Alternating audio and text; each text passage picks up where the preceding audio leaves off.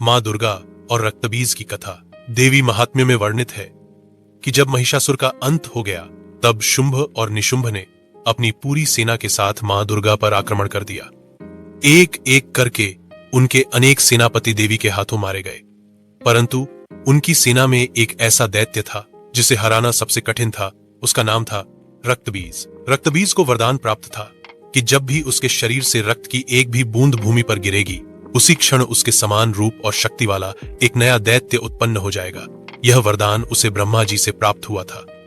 इसी कारण देवताओं ने अनेक बार उससे युद्ध किया, पर हर बार उसकी संख्या और भी अधिक हो जाती थी। युद्ध के मैदान में रक्तबीज ने गर्जना करते हुए मां दुर्गा को ललकारा, देवी, तुम्हारी विजय संभव नहीं, क्योंकि मेरा रक्त ही मेरी सेना है।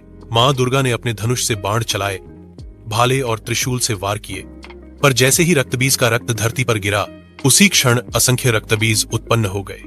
क्षण भर में रणभूमि लाल रंग के अनगिनत दैत्यों से भर गई। वे चारों ओर से देवी पर आक्रमण करने लगे। देवताओं की चिंता बढ़ने लगी।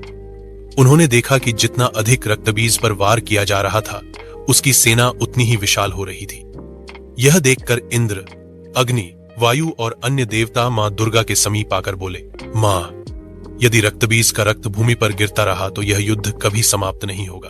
तब मां दुर्गा ने अपने क्रोध से एक भयानक रूप का आवाहन किया। मां काली, उनकी देह श्यामवर्ण थी, आंखों में अग्नि की ज्वाला, गले में खोपड़ियों की माला, हाथों में तलवार और खून से सनी हुई जिह्वा। उनका आगमन होते ही दैत्यों के हृदय भय से कांप उठे।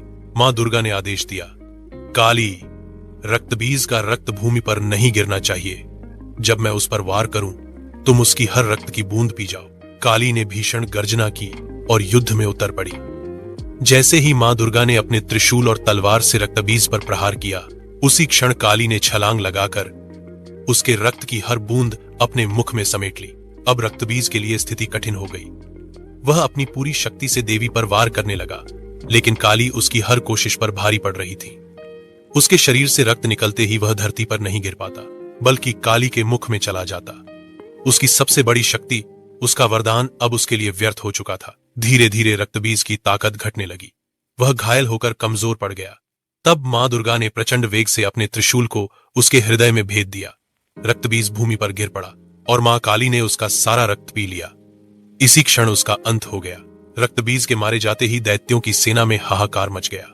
वे भय से भाग खड़े हुए। रणभूमि में विजय के स्वर गूंज उठे। जय मां दुर्गा, जय मां काली।